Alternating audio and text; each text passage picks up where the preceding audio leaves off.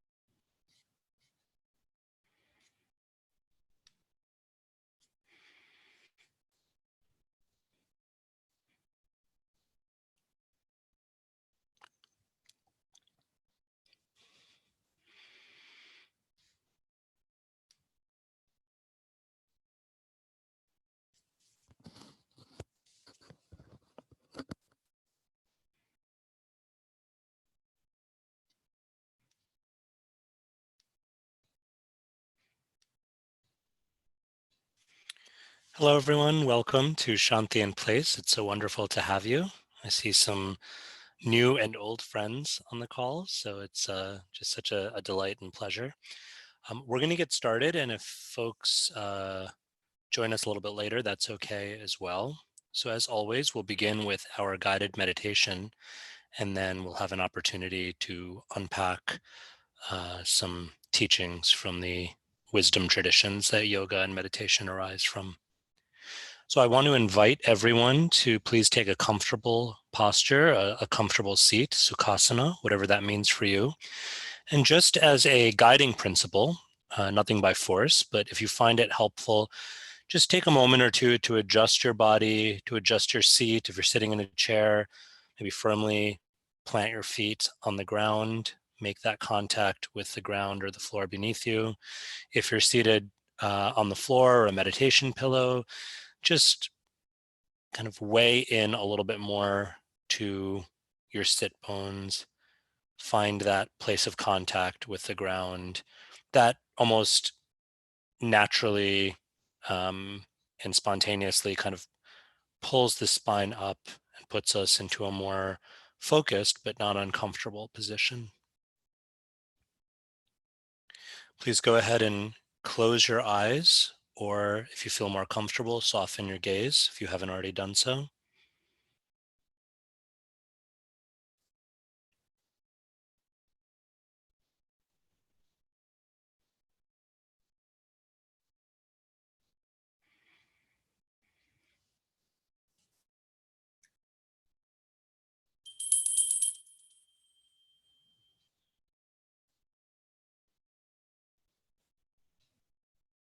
To begin our brief practice with intention, focus, and purpose, let's take 3 deep breaths together, inhaling and exhaling with intention.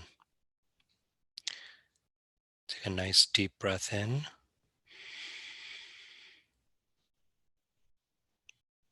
and out. Second time in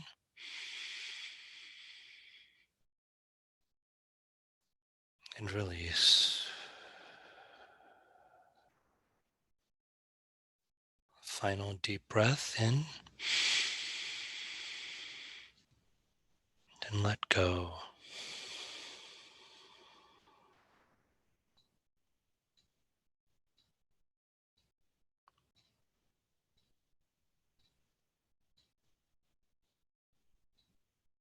Now allowing the breath to find its own pace, its own natural rhythm. We may be tempted to alter or manipulate the breath in some way. No need. Just allow the breath to flow as it feels natural doing so.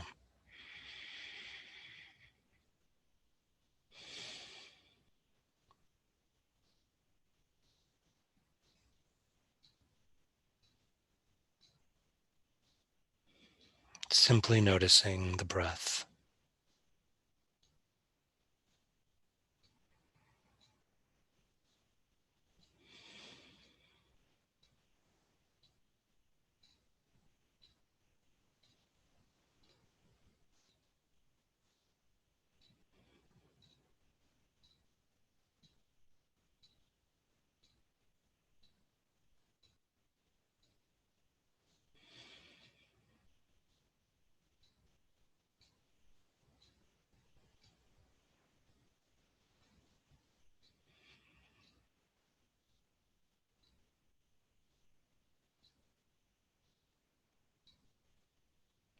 And as we notice, if we become aware of our tendency to judge, we can just recognize that and bring the mind back to the breath. This breath, as it is in this moment, is perfect.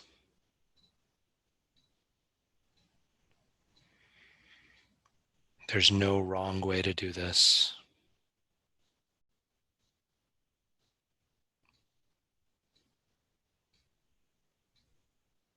Simply noticing the breath.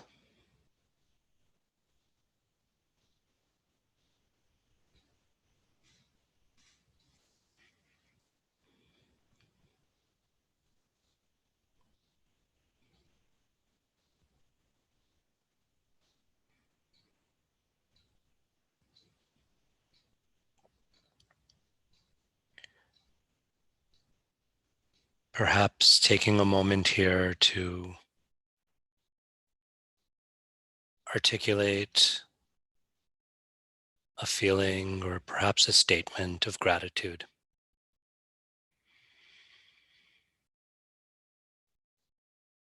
A recognition of all that this breath is doing for us, how it is sustaining us, nourishing us, enlivening us.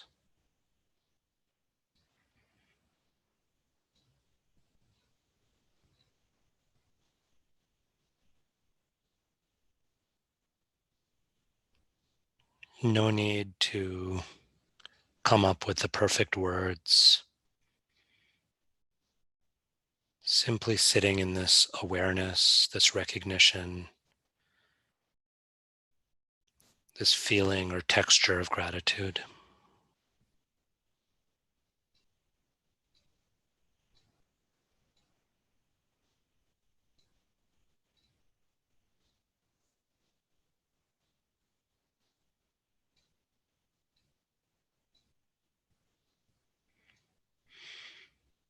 If our thoughts are moving,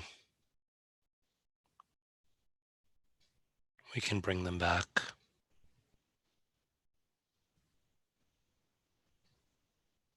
There will be so much time for everything else.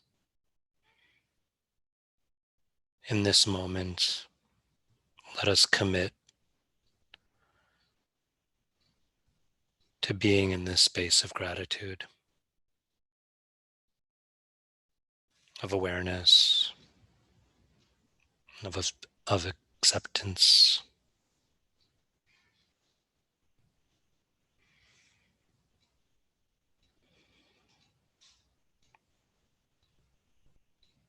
Noticing now with more intention, perhaps, our physical body.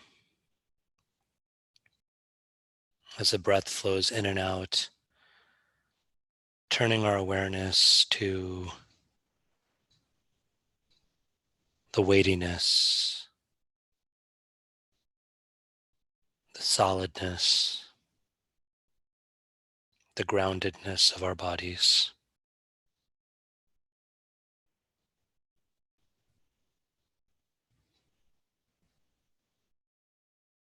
Noticing without judgment any particular part of the body that feels some tension, that is perhaps crying out for a little bit of care or softening.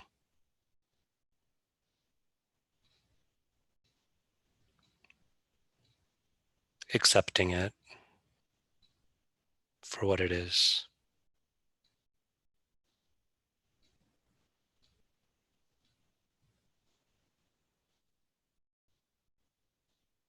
Perhaps now bringing our awareness to any part of the body that feels especially full, especially strong, especially filled with power and energy.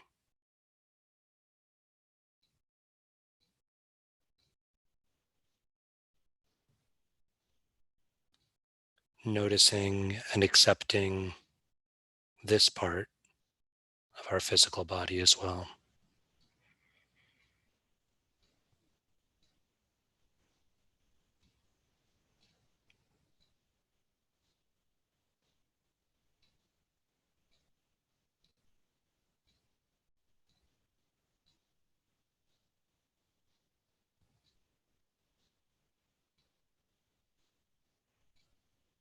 Observing this body, this amazing, precious vehicle, this vessel that we get to inhabit, that carries us from place to place, that gives us the gift of experiencing so much.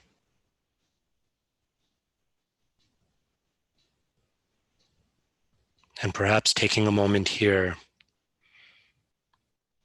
as our time of meditation comes to a close to articulate gratitude to this body, this gift.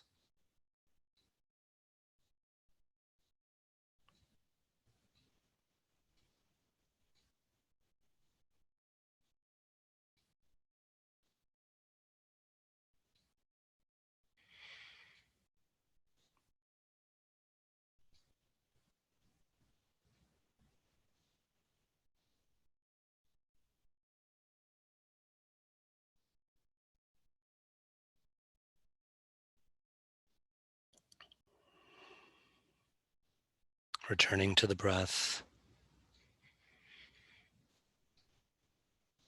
that anchor,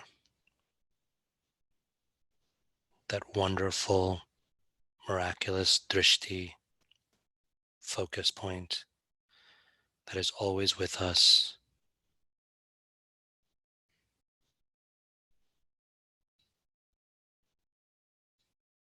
Let us take 3 final deep breaths,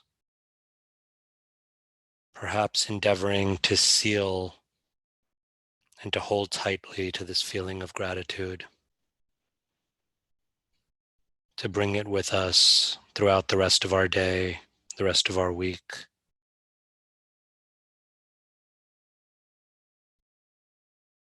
We'll take a deep breath in, and then on the exhale, I will chant the sacred syllable Om,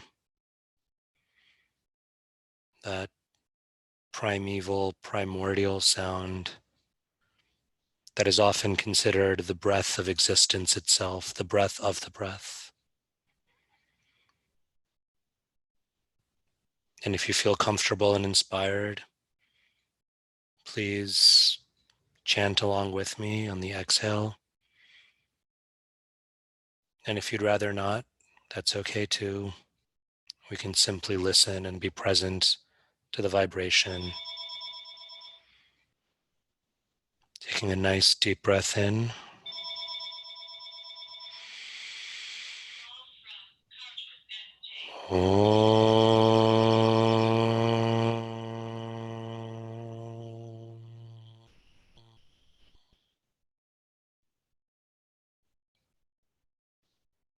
Again.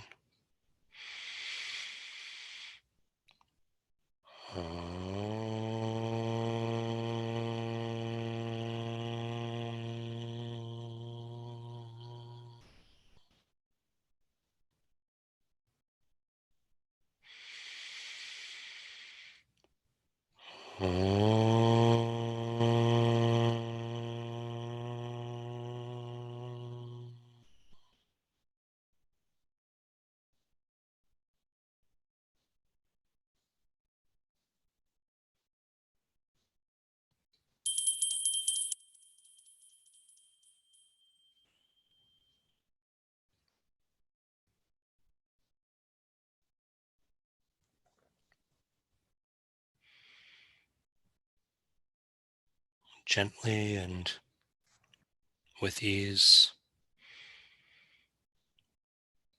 And softly open your eyes if you had them closed,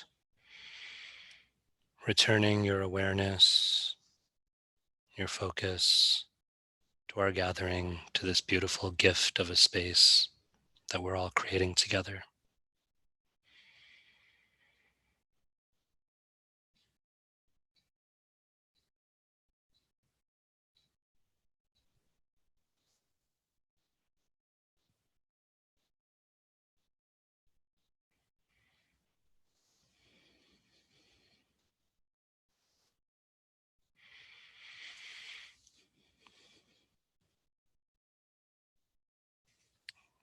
Thank you all again for joining us. I'm going to go ahead and share my screen and we'll begin the second part of our blessed time together, the exploration of principles and teachings and wisdom that can help us to better understand and to deepen our practice.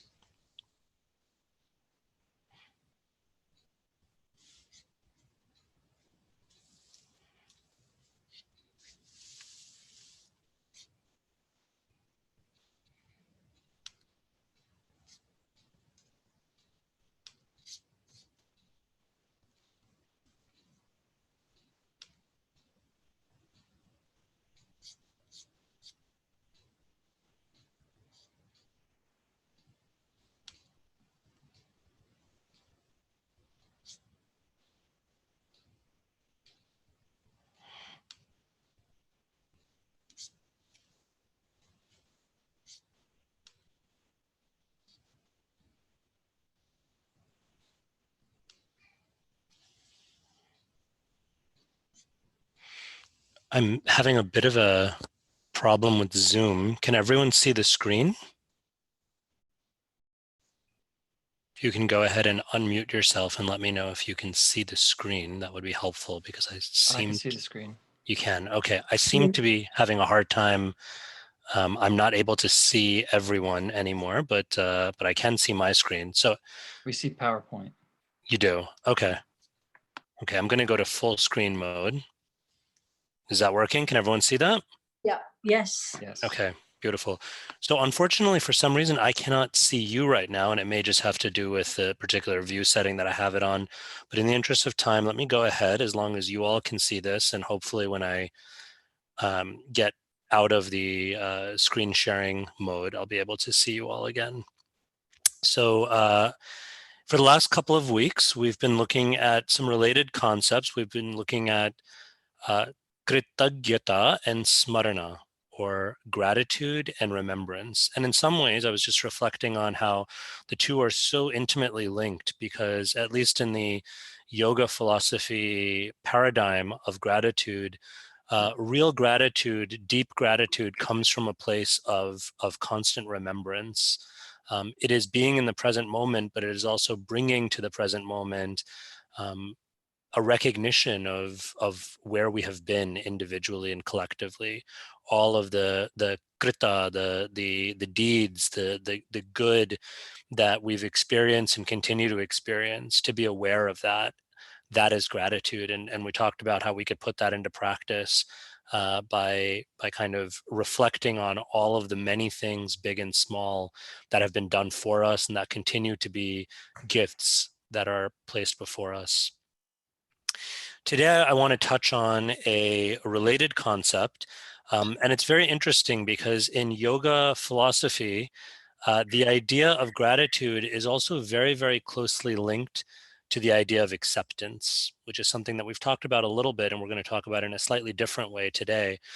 But what these great teachings and texts remind us is that if we are truly grateful, then we have to be radically accepting of all that comes to us and comes our way, right? Gratitude is not about cherry picking. It's not about, oh, these things I really like and they're really working for me. And so I'm going to lean into gratitude. But then when there's challenge or when there's something that we're not expecting, then everything goes out the window, right? That's a start to gratitude. It's better than nothing, of course. But if we really want a deep, sustained experience of gratitude, these teachers remind us we need to inhabit that space of acceptance. And when that acceptance takes a very deep, mature form, and so this is something that we're aspiring towards, it's known as titiksha or forbearance. So I want to talk about, or I want to touch on titiksha or forbearance on two levels. First, on the level of enduring or tolerating hardship. And then on a slightly deeper level, if it can blossom even further into a willingness to give, even in the face of hardship, to be in that position of giver, of serving, rather than constantly sort of situating ourselves as takers. There's a really beautiful reference to Titiksha that comes fairly early in the Gita. It's one of my favorite verses. Those of you who study the Gita with me, you may have heard me sort of expressing how much I love this verse. It's one of Sri Krishna's earliest teachings in the Gita, in the second chapter. Matra sparshastu konteya shitoshna sukha dukkada agama paino nityas tam titikshasva bharataha.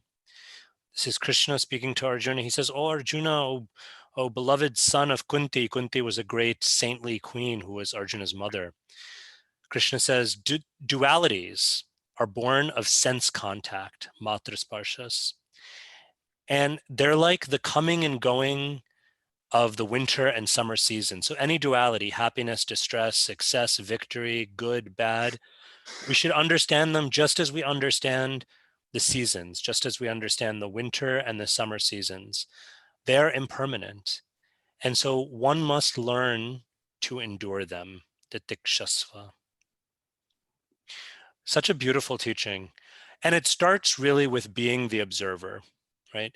When we have lost sight of our identity as the observer, and we start to over-identify with that which is observed, we can no longer witness with acceptance. Then we're wrapped up in it. Then we're too much in it.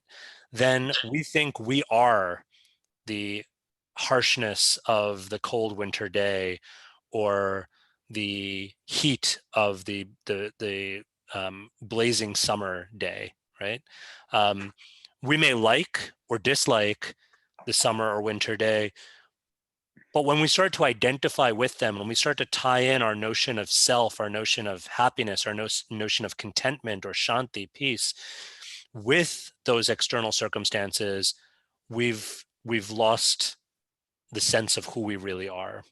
But if we can learn again to be observers, to be witnesses, and this is so much what meditation practice is all about, is learning again to separate out the observed from the observer, then we can witness all circumstances with acceptance, right? Then we can be in that place of saying, it is a cold day. I may not like this cold day. I may find it challenging. It's changing my plans. It's frustrating my expectations, but I am really none of those things. I am the observer who is able to observe, to witness those things, and then to decide with intention whether or not I can bring myself to a place of acceptance. It's really interesting that Krishna uses the analogy of the winter and summer seasons, right? Because if we think about it, we have much to learn from these seasons. For one, they're inevitable, they're cyclical, right? No matter how much as a kid you wanted summer vacation to never end, it ended and it gave way to the fall, and the fall gave way to the winter, and the winter to another spring and another summer, right? So there's something really beautiful about recognizing that cyclical nature, that inevitable nature, and to recognize and to perhaps humble ourselves to recognize that these things are beyond our control. So why not let go of that need, that constant craving to control and to hold things? Again, because of the impermanent cyclical nature, right? We get a little bit of perspective. Yes, I could go to pieces I don't particularly like cold wintry days. I'm much more of a summer person. So I could go to pieces on that cold winter day, and I can just stop doing what I'm doing and hide under piles and piles of blankets. Um, but I can also choose to recognize that this is impermanent. This too shall pass, and I can stay fixed in my actual purpose, my dharma. And then, of course, a good reminder that these things are subjective and relative. So one man's poison, one person's poison is another's pleasure, as they say, and vice versa. So there are some people who look to the snowy skies and it fills their heart with happiness and joy. And there are others, perhaps like me, who look to the snowy sky with dread. But just the fact that these things are so subjective and relative should be a reminder to us to not take them so seriously, to hold them lightly, to remember that this is just my own raga dvesha, my own attachments and aversions acting themselves out. Let me not be so serious about this. Let me take that step back. Let me practice endurance and tolerance. On a deeper level, perhaps, we can look at this titiksha as a profound and even radical state of giving. When that endurance blossoms and deepens, then not only can we observe that which is beyond our control, not only can we kind of grin and bear it and tolerate and endure some challenge or hardship, but we can start to see those times of challenge and hardship, and perhaps this is hitting close to home in the current situation of the pandemic and all the challenges that go with that, challenges to our health, challenges to our ability to socialize, challenges to our freedom, challenges to our expectation, challenges even to our economic and financial situations, right? So many challenges. But even in the midst of that, and I'm not saying it's easy by any means, but if we can stretch ourselves a little bit, can we recognize this time of challenge as an opportunity to be giving?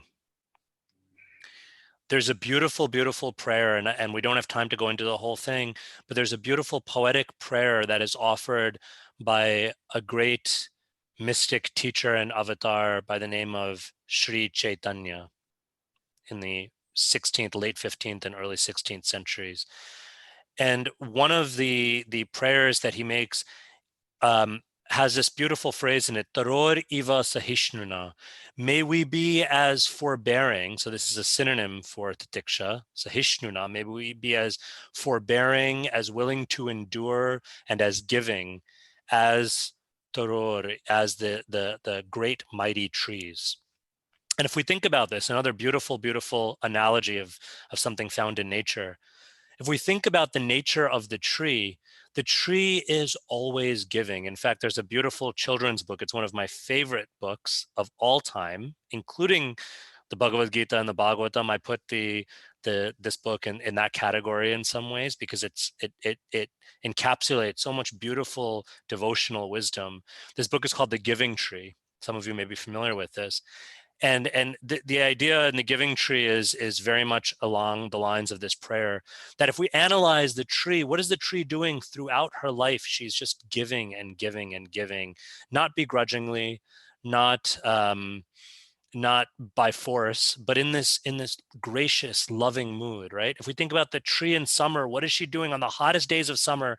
She's enduring the heat of the summer, but she's not just enduring it, she is offering shade to us. So she stands in the heat and yet she offers us shade. And then in the winter, what is the mighty tree endures the winter and then makes her wood, her branches available to us for kindling, for our fires, to keep our homes and ourselves warm. In fact, in some climates, we can even appreciate that the tree, in some climates, it doesn't rain for much of the year. And so, for instance, in India and other places, the trees stand for most of the year without really a drop of water. So the trees, we can say, are fasting in one sense throughout most of the year. And then during only one period of the year where the tree takes in the nourishment of water. And from that nourishment, from the monsoons, the tree produces this beautiful, wonderful, nourishing fruit and gives us, as we see in this beautiful illustration, gives us that nourishing gift of fruit to keep us alive, to keep us nourished, to keep us satiated, right? So this is the gift of the tree. Again, it's not easy. It's not something that we can kind of artificially imitate, and we have to be very careful and discerning about how we do it and be realistic with our own limitations. But can we aspire towards this deeper level of titiksha or forbearance or enduring, where we are not only facing hardship and challenge to endure it ourselves, but even in the midst of that, can we endeavor to be givers? Can we endeavor to find those opportunities to give and to serve others? There's a beautiful verse, and we'll close on this, that actually exalts and glorifies this deeper, perhaps, quality of titiksha, forbearance. Forbearance, compassion, friendliness to all living beings, loving kindness, which we've spoken about, the lack of enmity, peacefulness, honesty, and integrity. This beautiful passage from the Bhagavad Purana tells us, these are the true ornaments of the saintly. Sometimes we have a conception of one who's a saint is, you can know that person by a certain hairstyle, right? Either they'll have, depending on our tradition, maybe long hair and long beard, or a shaved head, or maybe by the clothes that they wear, right? This color or that color, by wearing robes or wearing saffron color or white, or whatever our traditions, may ascribe. But what are the real? These are external. Sometimes they're helpful, but really, what are the true inner ornaments, inner decorations, inner signs and symbols of the saintly? It is these qualities, and foremost among them, we find titikshava, forbearance. So this is our takeaway. I want to invite everyone, for at least for this week to come until we meet next time, let us reflect on this idea. And if you'd like to write down, perhaps reflecting on this twofold nature of titiksha, on the one hand, asking, how can we learn to be better observers? How can we learn to be better witnesses so that we can see everything the way we see the seasons and endure, tolerate, and be forbearing in that way? And on that second level, on that deeper level, how can we learn to see, even in the midst of challenging situations, opportunities to give? Diksha, the true ornament of the saintly. So thank you all so much. I'm going to stop the screen share, and oh, good, everyone is back. So again, thank you so much. We are just about, again, we're a little bit past time. So if you have to leave, we totally get that, and that's fine. We're so grateful for your spending your time and giving your attention and intention to our time together. If you can hang on for a few more minutes, perhaps we can open it up to questions, comments, reflections, and shares. I just want to say that I think the wisdom is in the beard personally, but that's just me. Well, as a fellow weirdo, I have to agree with you, but sometimes it's nice to work on the beard. And just as the quarantine gives many of us, I have many friends who are growing out quarantine beards. So just as quarantine gives us an opportunity to work on the bhushanam, the ornament of the beard, let's also work on the sadhu bhushanam, the inner ornaments, the ornaments of saintliness.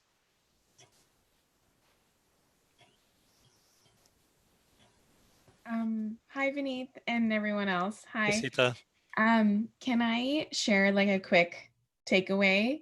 please. So it's something I've heard this story before from Vineet about, and from another Swami about the tree, the example of the tree. And I pulled up my notes from when I studied it before, and I highlighted and triple starred this realization that I had, that the Swamiji gave in the lecture, that I would love to share because it really changed my perspective.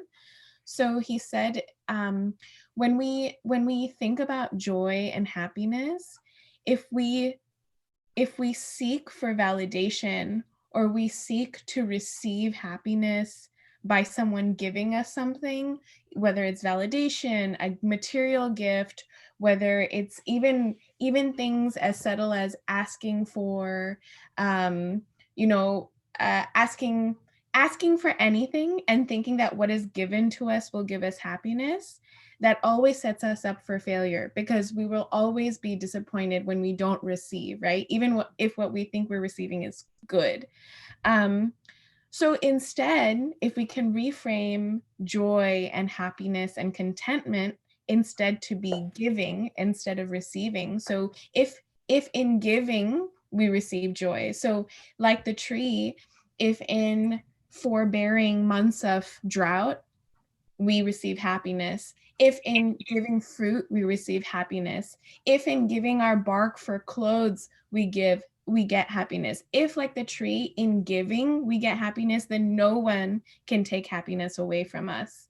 And he said in the lecture, and this is the quote I wrote down: when we find our joy in giving and in respecting others, nothing can interfere with our happiness.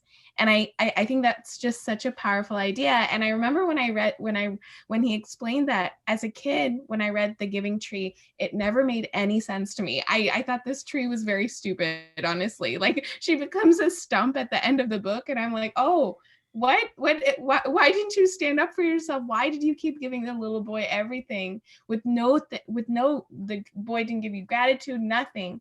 And then now I understand, it's a different take on the book, that in giving you can receive so much contentment and fulfillment, so much so that it really tests your humility and your modesty. And I just wanted to share that because I think that was a take on the story that really changed my perspective. Beautiful. Thank you so much. What a great insight, and so beautifully said. So yeah, thank you. I think some of us may have had this experience, and we have to be, again, very, very careful. I keep coming back to this idea of being careful and being discerning, because we don't want to put ourselves ever in a position where we are being taken advantage of and abused in the name of tolerance, forbearance, titikshva. So that's not what's being advocated, because when we're in those positions, then we're not really we're not in a healthy place to do anything for ourselves, nor are we in a healthy place to do anything for others, right? So that needs to be said. Having said that, if we feel safe and comfortable, and especially with guidance and support, even in those times where we're most challenged, when we're able to step outside of ourselves and give to others, right? Sometimes in the very way that we're feeling. So often, or we're feeling the lack of, rather. So often, if we're feeling incredibly lonely and we're feeling like no one is loving us, to put energy, rather than to putting energy into this narrative of I'm unlovable, of I'm a victim, to put that energy into being an agent of love, to being a giver of love, right? As Ipshita was saying, in giving love, we receive so much love. We have such a deeper experience of love, probably hundreds, thousands, millionfold. Yeah, thank you. Any other questions, comments, reflections?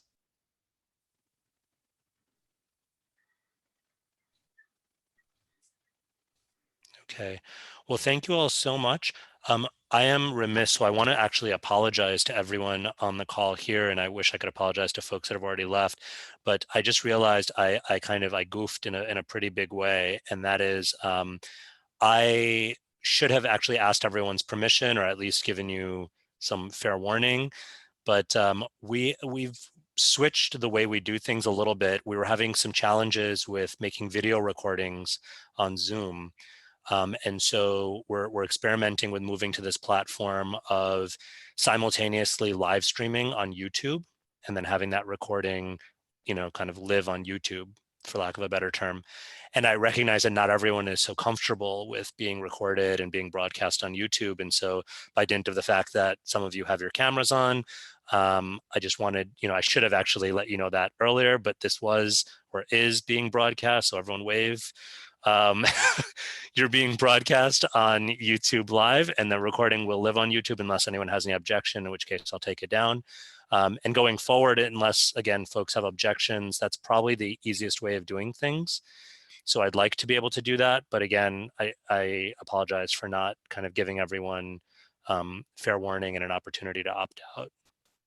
So I'm sorry about that. And hopefully, no real harm was done. Thank you, Vineet. Okay, thank you. Thank you all. And hopefully see you next week, next Tuesday, if not sooner. Have a wonderful rest of your day, rest of your week.